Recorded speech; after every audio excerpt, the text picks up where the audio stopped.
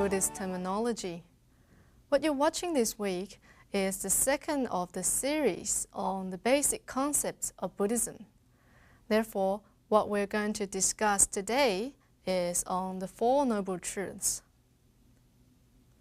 Last week, we spoke on the theory of dependent origination. The Buddha, when he attained enlightenment, became awakened to the truth of dependent origination. However, the Buddha felt that this idea was too difficult for the sentient beings to understand or accept. He was afraid that if he simply just taught this idea to the sentient beings, maybe they will be too afraid of this difficult theory. Therefore, instead, he decided to teach the Four Noble Truths. The Four Noble Truths therefore became the first teachings given by the Buddha. This was also called the first turning of the Dharma wheel. Here, Four Noble Truths in Chinese means 四圣谛. The word 圣, which is noble, means righteousness, so that those who are ignorant, therefore those who are noble, will be able to understand the Dharma. And as for the word 谛, it means truth in English, so that nothing is false or misleading that when something is presented as the truth. The Four Noble Truths and dependent origination, added with the three Dharma seals, were amongst the basic concepts of Buddhism. So from this we know that dependent origination is pretty much the same as that the ideas presented in the Four Noble Truths. The only difference is that the Four Noble Truths is much easier to understand. Why? Because it turns the focus of dependent origination directly onto the human life. Therefore, as we talk about the Four Noble Truths, it will appear much more relevant to our everyday life than when we first contact the idea of dependent origination. So the contents of the Four Noble Truths include the following. The first one is the truth of suffering. In Chinese, it's 苦. And second, it's the truth of the origin or cause of suffering. In Chinese, it becomes 集. And third, it's the truth of the end or the cessation of suffering. So in Chinese, it becomes 灭. And lastly, it's the truth of the way that leads to the end or the cessation of suffering. So in Chinese, it's Dao. Together, these four makes the Four Noble Truths. You can see the word suffering within all of the Four Noble Truths. Here, suffering has a Sanskrit word which means dukkha, and which basically means unsatisfactory or being unsatisfied about things. So by understanding the Four Noble Truths, we realize that we need to depend a lot on our wisdom. For the Four Noble Truths, tells us that for the first point, life is full of suffering. Second, suffering is caused by our attachment to delusion. And thirdly, enlightenment or complete liberation from all suffering is possible. Fourthly, which is last, the Four Noble Truths then tells us how we can become enlightened. If we look closely to the four items or the relationship between these four truths, we can see that suffering, which acts as the effect, suffering is the effect of the cause of suffering. Therefore here, the first item is the effect, while the second is the cause. And the end of suffering becomes the effect of the path to the end of suffering, which is the cause. You may then wonder why the Buddha actually placed these four truths in the order. Wouldn't it make more sense to place the causes in front of the effects? So shouldn't we have the two causes together and then the effects? Well, because the Buddha placed them in this order, so for the reason that effect is much easier to understand than the cause.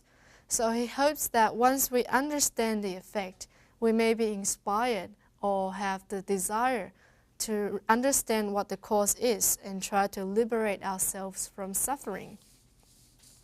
Therefore, what the Buddha did was, he first described the problem, then the cause.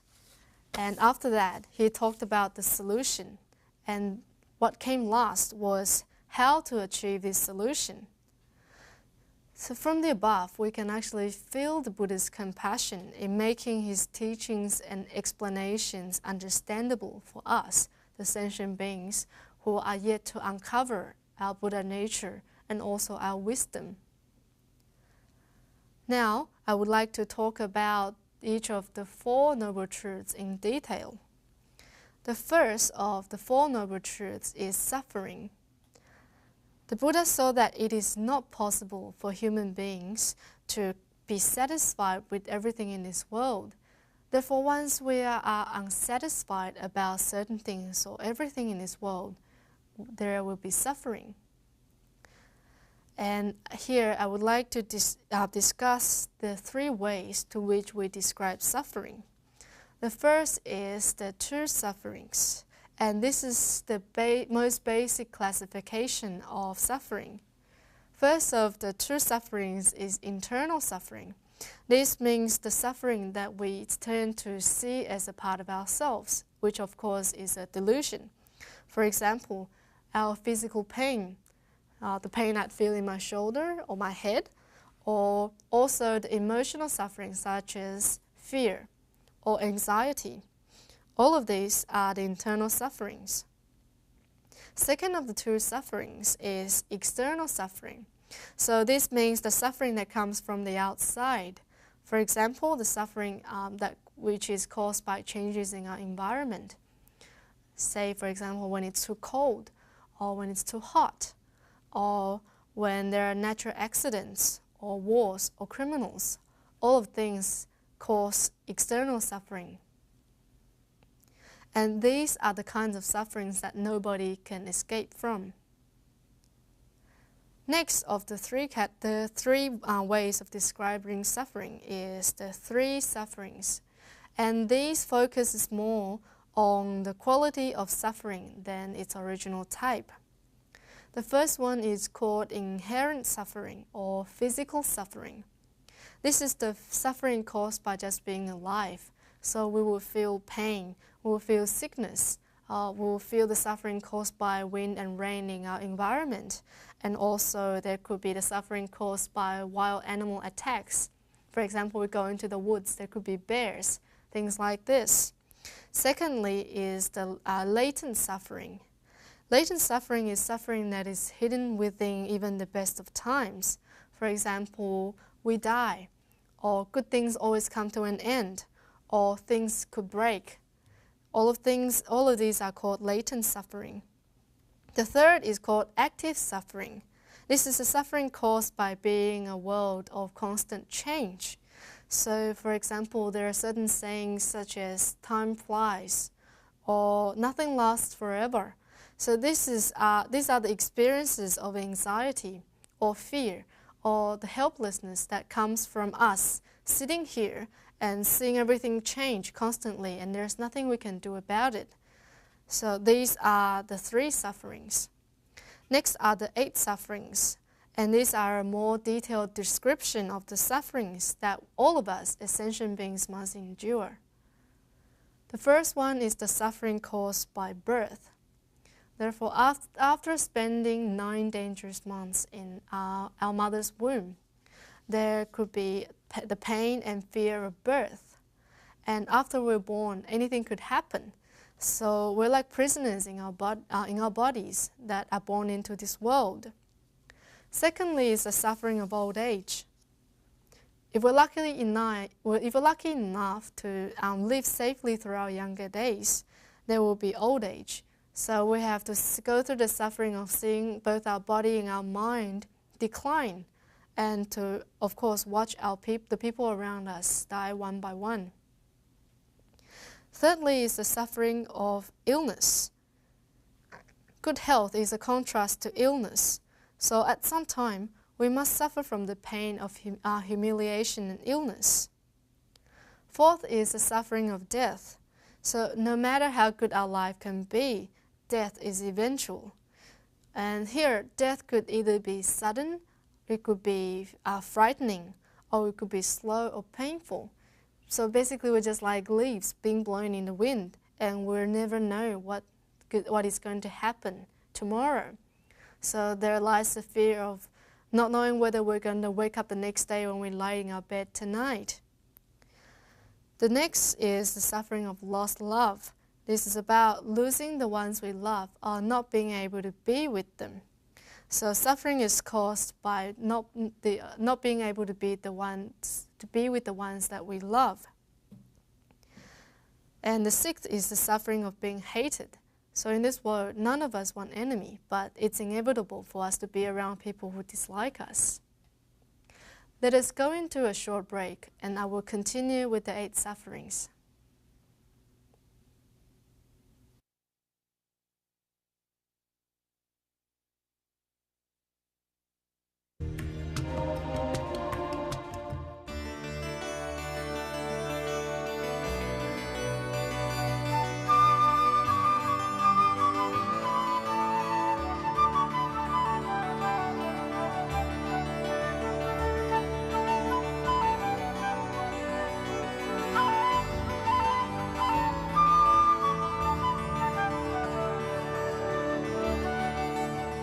Welcome back.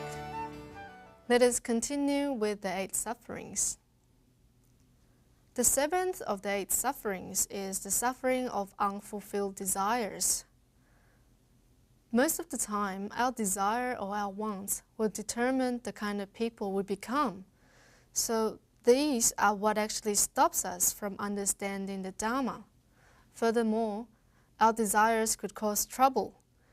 And we know that from the time we start to have desire, it already hurts us. And when it comes to the time that cannot be fulfilled, they hurt us twice. So the final of the 8 sufferings is suffering of the 5 skandhas. The 5 skandhas are form, sensation, perception, activity, and consciousness. Together, these 5 skandhas make up the building blocks of consciousness existence. And of course, these are what cause suffering.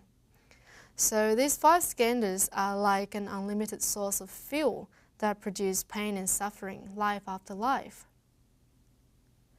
We have just discussed some of the basic ways to understand how the human life is related to suffering. So now, let's go deeper and explore what the basic causes of suffering can be.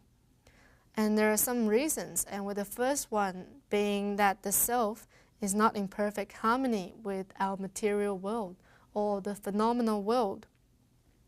For example, when we live in this world, we continue to try and make ourselves comfortable in this world. So when the weather is too hot or cold, or when our possession requires a lot of attention from us, or when the place we're living is too big or small, or the clothes we wear start to wear out, start to get old. All of these cause suffering because we can never get everything we want. And the second reason is that the self is not in perfect harmony with other people. So for example, it's about not being able to be with the people we want to be with, or the fact that we're forced to spend time with people we dislike or people who dislike us. Third is that the fact that the self is not in perfect harmony with the body. For example, we get sick, or we get old, and we pass away, or we die. So therefore, we have very little control over what happens with our body. Therefore, it causes suffering. And the fourth reason is that the self and the mind are not in perfect harmony. So because we know that our ideas run so fast, it goes from one to the next so fast, that it's like a wild horse in the wind. But these are all delusive mental activities that cause suffering. And even if we know this, we still find it hard to control our mind. The fifth reason is that the self and its desires are not in perfect harmony. We know that desire produces karma and suffering. However, even though we know this is a fact, we still cannot control our desires. So, because another example is that we know certain things are bad, or we know certain things are best for us, but we still cannot do it.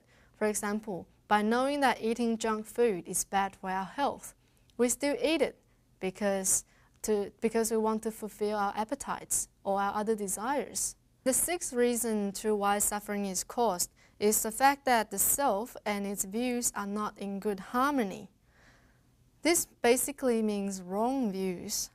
So when what we believe in is not in good accordance with the truth, troubles will occur because we'll just continue to make the same mistakes over and over again. The seventh reason is the fact that the self is not in perfect harmony with nature. Therefore, there could be rain or flood or drought or other forces of nature beyond our control which can cause a lot of suffering. The Buddha taught us about suffering not to scare us or not to make us despair. Instead, he's trying to help us look clearly at the truth of life. Therefore, instead of trying to avoid suffering, once we understand the truth of suffering, this should inspire us to want to overcome suffering. Now, for the full understanding of the First Noble Truth, which we have just gone through, should make us want to understand what the Second Noble Truth is about. The Second Noble Truth is the cause or the origin of suffering. The origin of all suffering comes from the three poisons. People chain themselves to the painful and delusive phenomenal world because of their strong attachment to greed, anger, and ignorance. These three, greed, anger, and ignorance, are called poison because they poison both our mental and physical behavior, so they stop us from seeing what this world truly is. Also, the three poisons are sometimes called the three fires because they cause bad karma. Therefore, suffering is caused. So it feels as if these are burning. A good example is like us being inside a house on fire. When the fire is burning, we will naturally feel a lot of pain and suffering. The first of the three poisons is greed. Greed is a result of our attachment or clinging to the things in this world. For example, most of us tend to cling to money, fame, or lust. There is a story that demonstrates this idea. One day, the Buddha and his disciples were traveling along a road, and suddenly the Buddha saw a bag of gold sitting on the side of the road. So he said to his disciples, "Look at that. It's a bag of gold, but this is a poisonous snake." After hearing this, his disciples said to the Buddha, "Yes, this is a poisonous snake." A farmer working nearby overheard the conversation and became curious over what that snake really is. So he waited until the Buddha and his disciples left, and he came onto the road and saw that bag. And after opening up the bag and realizing that it was actually a bag of gold, he found it very strange. Well, this is a bag of gold, so why did the Buddha say that it was a poisonous snake? He could not understand this. Therefore, he took the gold home with him. Unfortunately, that was a period when it was only the king who was allowed to have gold. So the news of this farmer possessing gold traveled quickly, and it traveled to the ears of the king. The king became angry and arrested this farmer. So from this, we can see that the bag of gold, was actually really a poisonous snake. But the snake is not really just the gold. In fact, the snake or the poisonous snake we're talking here is our greed or attachment that causes us trouble. The second of the three poisons is anger. Anger is a result of things not turning out the way we want them to be. So anger could turn friends into enemies. It could turn lovers into strangers. Even a sentence not pleasing to the ear could cause a fight just because of our anger. So this is like the flame of anger that burns off the forest of merit and virtue. So the merit and virtue we have accumulated will all be burned off by the anger like a torch of fire. The last of the three poisons is ignorance. This is a result of not understanding the law of causes and conditions. Once there was a rich man who saw his friend, how his friend had a newly built 3-story house, so he wanted the same thing. Therefore, he went to his architect and said, "Build me a 3-storied house." And as they were starting to build the foundation, the rich man became angry and said, "I only want the 3rd floor. Why do you give me the foundation?" And as the architect could not do anything, he had to do but listen to the rich man and build him only the 3rd floor. But of course, this quickly collapsed. So, without building a foundation, anything we do cannot be strong and firm. So the troubles here is caused by our ignorance. Let us take a very short break now, and after that, let me continue on speaking on the third item of the three poisons, which is ignorance. So please stay with us. Don't go away.